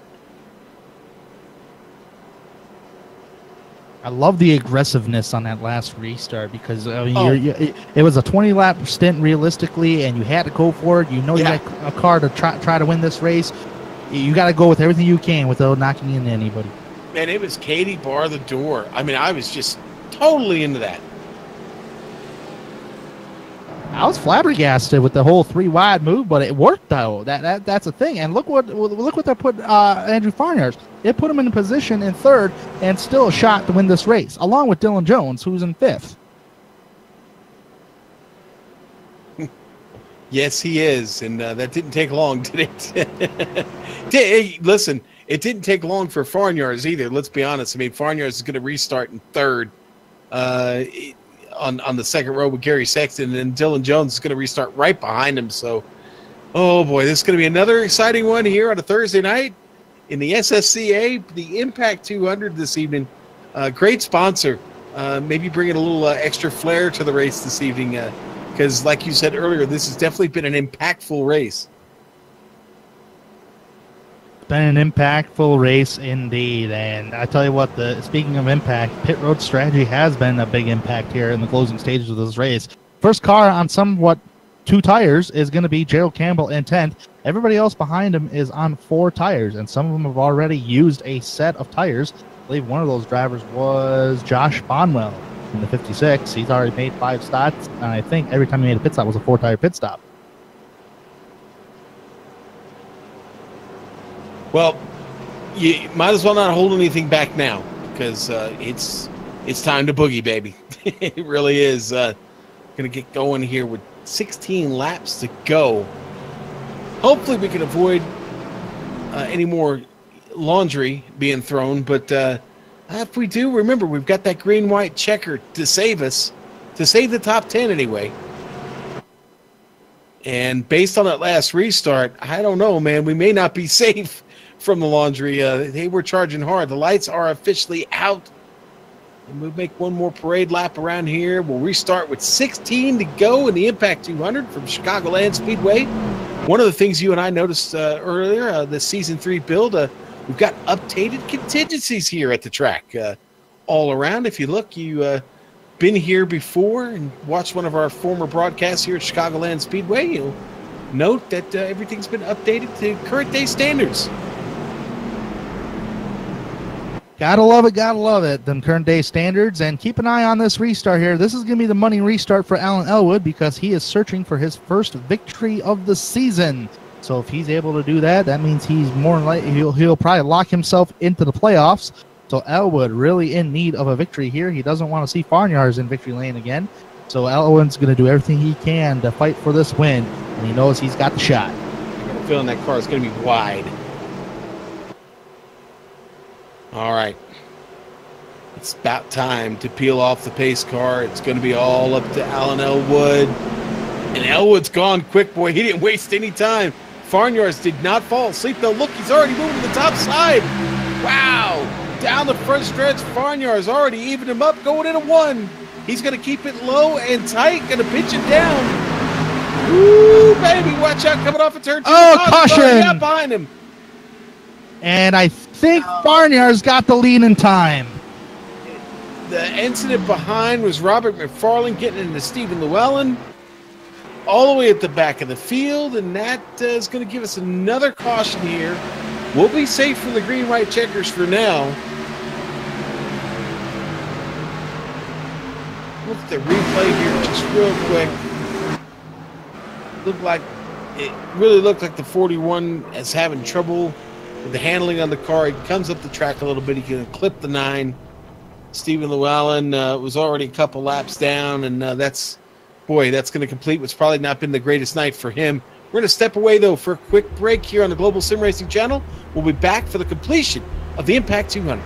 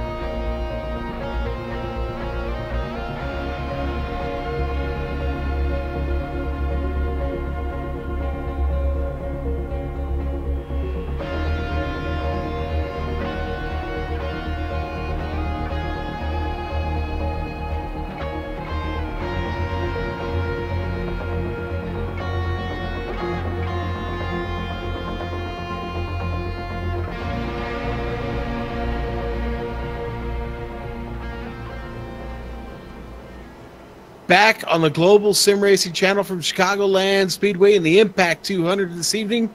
Breaking news. Alan Elwood was just given an end-of-line penalty for jumping the previous restart. So there you go, folks. I don't know exactly what to say, except he jumped the restart, and that was the decision for race control. So, there you go. So the face of this race changing significantly now. Your front row to restart. The lights are out on the pace car. It's going to be Andrew Farnyards and Dylan Jones to get him going. And boy, what a battle this is going to be. Gary Sexton, Ethan Moore just behind them. Judd Danielson is now all the way up to the front of this field. He'll start 5th alongside Gerald Campbell, who is clawed his way back up towards the front here. But with 11 laps to go when we get restarted, trust me, this battle is going to be all about Farnyars and Dylan Jones. And here we go. It's round 2 coming up. Yeah, I'm flabbergasted by the turn of events in the closed stages of this race here. But you got the 2 of the fastest cars of this race, with Jones with the minimum damage on that right side. He's going to have to challenge Farnyars here on this restart. We'll see how this happens here. I think Elwood has parked the car. Yeah. Here we go. Pace car's off. Farnyars holding. Now he's gone. Dylan Jones gets not a great start, but he's right there. I don't think Sexton's going to be able to get in there and make a battle of it. Nope, Sexton's going to go up the track, drop right in front of Ethan Moore, and Dylan Jones is off to Jason Farnyars. Right down there on that white line. Going to get up towards the wall. He's going to get this run down the back stretch. Trouble. William Locklear's around. Caution is out. Wow, and that was in the thick of the field. It looks like contact between Locklear and Leday.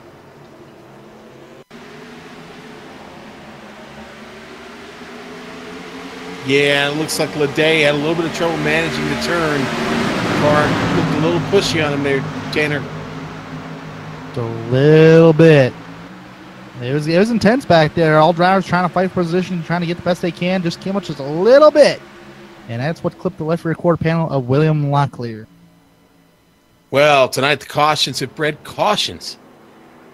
Not something we're used to seeing here on Thursday night with the AdPro 360 Cup Series. I can confirm that, unfortunately, Alan Elwood has taken his car behind the wall. So there you go. What a night he had. I thought he had a legitimate shot to win this race.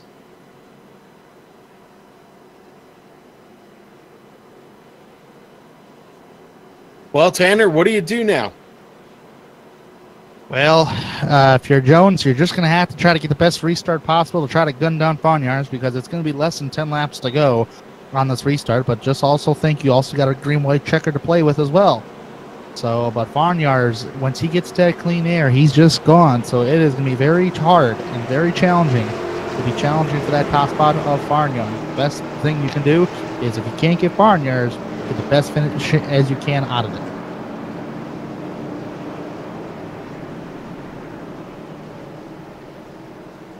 All right, well, get another chance to finish this up. Unfortunately, well, I think they could get away actually with a restart, another caution, and still be able to get it going again without a green-white checker. So they're going to have a couple of opportunities here to settle this. I hope it doesn't take a couple of opportunities, but we'll see. Again, your front row to get restarted, it's going to be Andrew Farnyard, Dylan Jones. Row 2 going to remain the same. It's going to be Gary Sexton and Ethan Moore. And just behind them, it's going to be Judd Danielson and Gerald Campbell. Campbell on the inside. The Farnyards have been restarting on the bottom line all night. I don't expect to see him change that strategy at this point. Do you, Tanner? Not at all. I mean, you just got to just run away with it right now. That's all you have to do. Just don't look back. You're coming down the end of the race. Keep doing what you're doing all race long.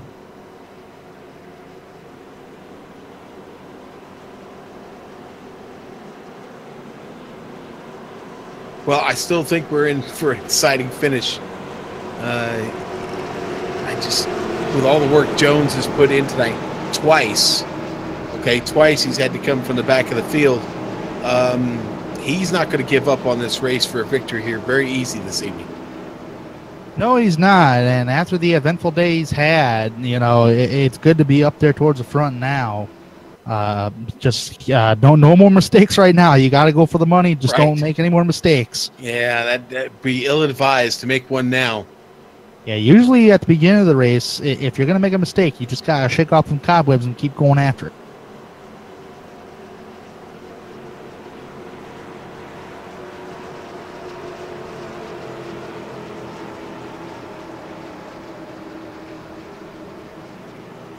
Sometimes the funniest things are the things you can't see or don't hear. I'll just leave it at that. Check out Sexton in third there, Sean. I mean, Sexton's man, he's been in the top 10 all night though. Yeah, the boss has been active tonight. Gary having a really, really good run here at Chicagoland.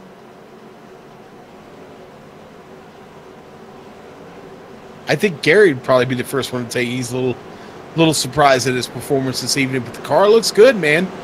Got a chance to get on the podium here with that Toyota. Heck, who knows? He might even have a chance to get a win.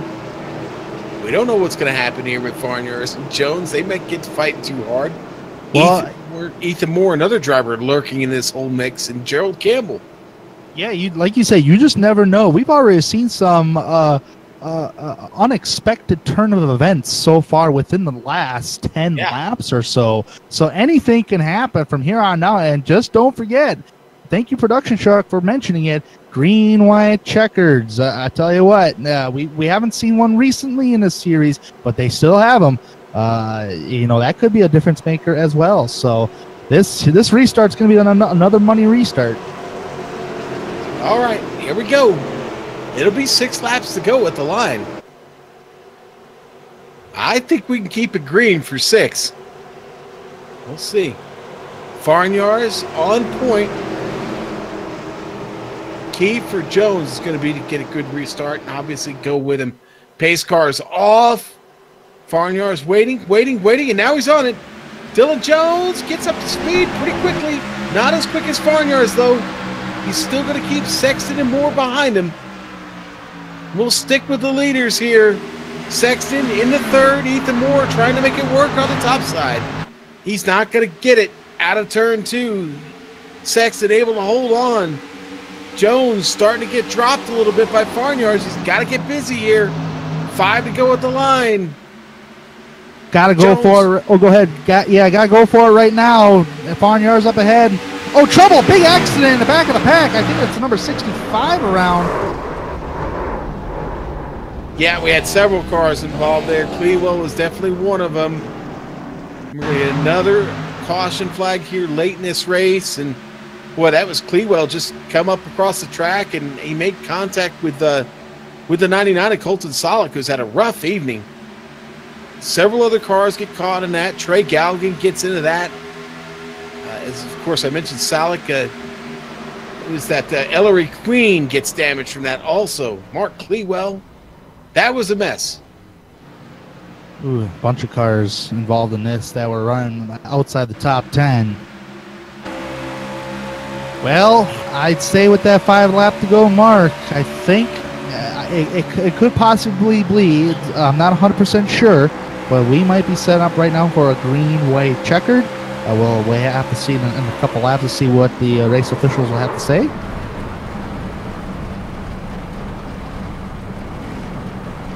Look at this on the replay. Ray Richard. I know talking about drivers we haven't talked about. Ray Richard here, he manages to get away with one there. Good job. Hey, bad driving. It's all going to depend on when we can get this race restarted.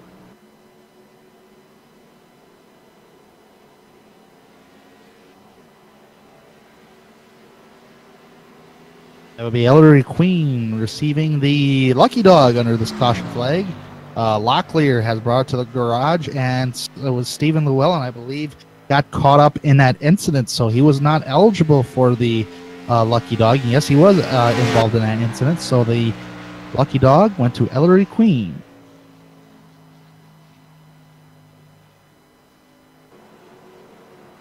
Well, another interesting development there. Sad to see that caution out, but we'll see here what's going to happen. The pace car comes around. The lights go out here. I think we're good. Yeah, we should be good. That means that we would not have a green, white, checkered attempt. Let's see here. Nope, lights going to stay on for one more.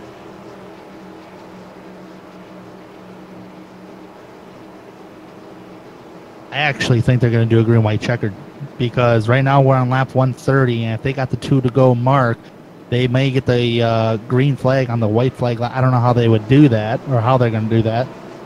And then just be, okay. Yeah, we'll just go to a one-lap shootout there in that case, I think. That's what we'll do, actually. Interesting. Usually on a one-lap shootout, cautions never come out on a white flag lap. You know, and listen, all the trouble has been behind our leaders. The leaders still have a great race going here. It still belongs to anybody. No fault of anybody here up front. Both of those 2 quick caution flags came from the very back of the field. So, or I should say the last 3 caution flags all came from the back of the field. Guys just jockeying for position, trying to get themselves back up into the race. And, well, it hadn't worked out. It hadn't looked good and wasn't very pretty. But you know what? We're gonna finish this race. And I really think right now you got 5 or 6 cars sitting right there at the front that could possibly win this. They've got to beat Farnyards on the restart. If they can't, it's done. And the lights are out.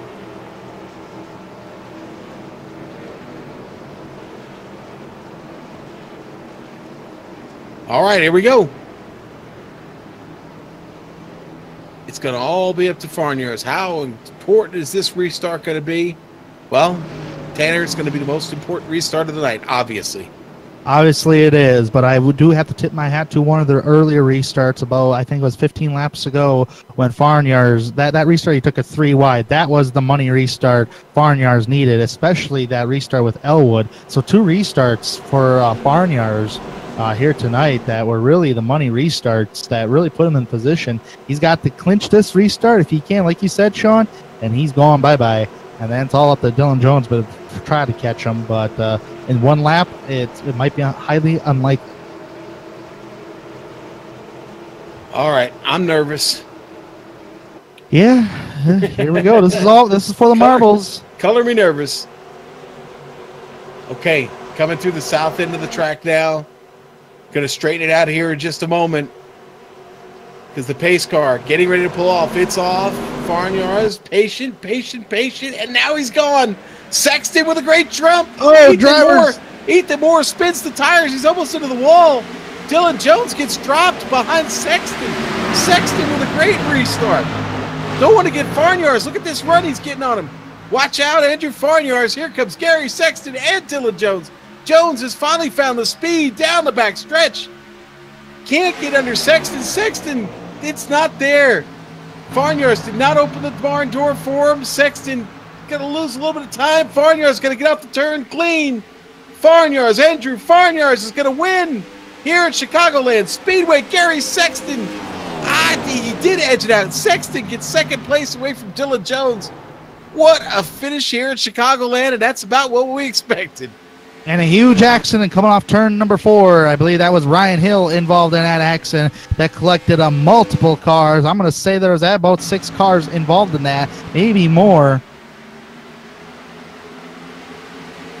Yeah, Hill got a run on the 10 of Ken Richardson, and he makes contact with him, and it doesn't end well. Obviously that gets his car out of shape through the infield, and everybody making evasive moves behind to try and avoid that. With that, we're going to take it to a quick break here on the Global Sim Racing Channel. We're just wrapping up here the SSCA and the AdPro 360 Cup Series. You've been watching the Impact 200. We'll be back in a moment.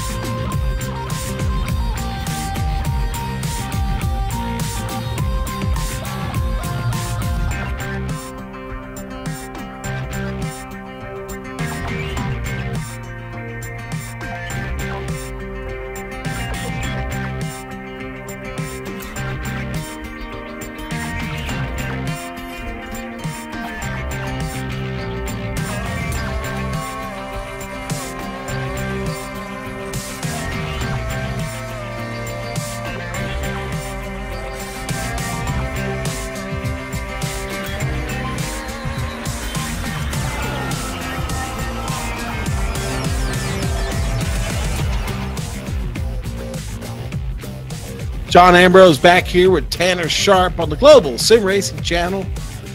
Just finished the AdPro 360 Cup Series here at Chicagoland Speedway in the Impact 200.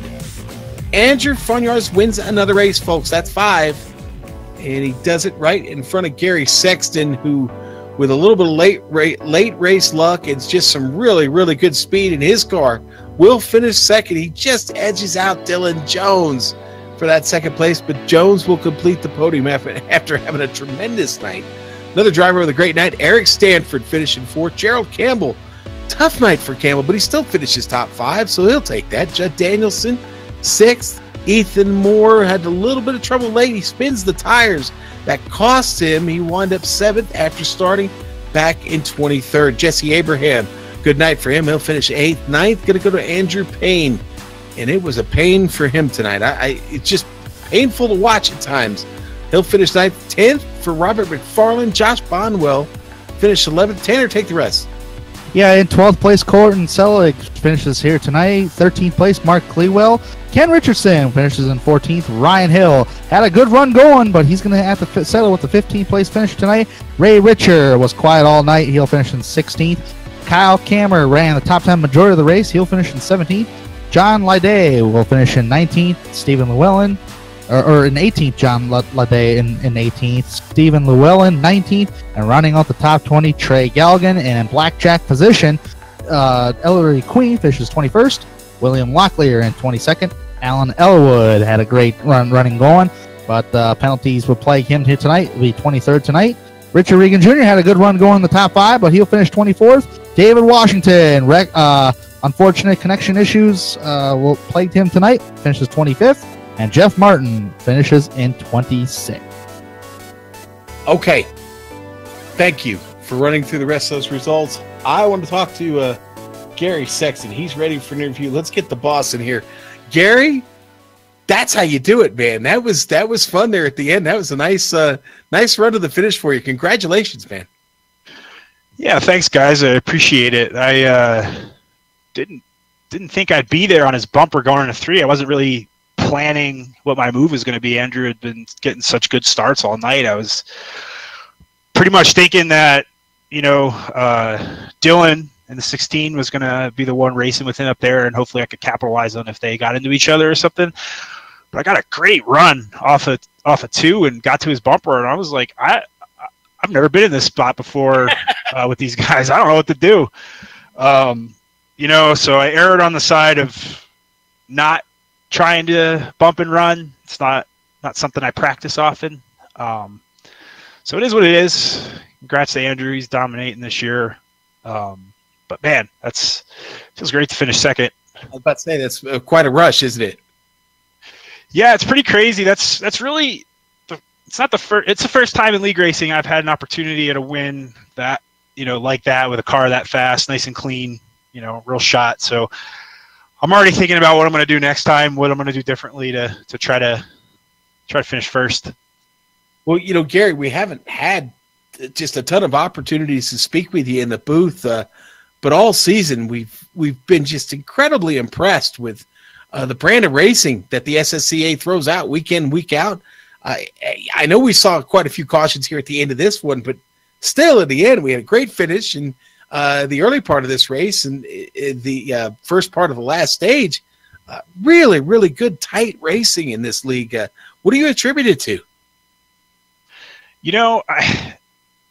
We did a lot of planning in the off season, and I'm not going to try to talk too much about what we did to make this great, but we did a lot of planning to try to keep our series separated into guys that are, pretty equal on skill level, and I think it's translated into some really, really good racing, some really hard racing. Everybody in here, all the way from our trucks up to our Cup Series, they can generally race in tight quarters, and at the beginning of the year, everyone was getting used to each other. And then we're finally having, really long green flag runs. And even tonight we're having a great green flag run there. Just the new build was really loose. The track was only 90 degrees, but it was still just super loose off. Then it got tight. Then it got loose again. The track was changing a ton. I think just towards the end, guys were on different tire strategies. That's another reason why our league is really interesting, because of all crazy tire strategies we have going on with only 5 sets allowed. We had half the field there on those last few restarts on fresh tires, and then the front half on older tires. And those cautions really helped us up front. I feel like I hate to see that, but it's definitely a reason I had a shot at the win. Well, man, again, great racing tonight, and we look forward to the continuation of the series. We're on the precipice of the playoffs. A little bit of an electric charge in the air as we hit that point in the season. Anybody you'd like to thank before we let you go tonight? Yeah, I'd like to thank my teammates out there, Cross Continent Racing, Judd, Ethan, Will Davis, Blake Griffith, Ellery Queen, Giovanni Bramante, Joe Johnson. All you guys are awesome. Without them, I don't get faster and we don't get better. I'd like to, just thank all the fans tonight. Normally guys thank me for putting on the league. I don't do anything but, take people's money and organize the races. It's all the drivers out here and the fans that tune in and watch. But really just thank all the drivers. I know it's really tough sometimes out there to, your call doesn't go your way or something happens where it's bad luck, and just guys that show up week in and week out and fight through that adversity.